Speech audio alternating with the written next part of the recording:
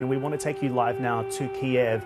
You can probably hear there what is a siren now sounding in the capital there. The Kyiv mayor also urging citizens to stay home after explosions were heard in the capital. Let's just listen in for a moment there.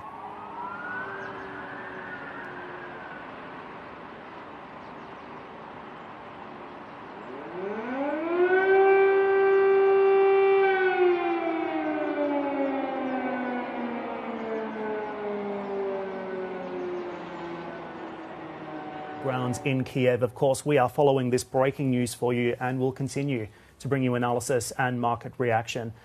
We're speaking of market reaction now, and shares of the Russian aluminum giant Rusal in Hong Kong have been falling significantly throughout the course of this week, and again falling today, down more than 10% right now. Of course, you won't see any action in Russian stocks after the Moscow exchange also announced that it was suspending all trading until further notice. The ruble also plunging to its lowest level against the dollar now in 6 years.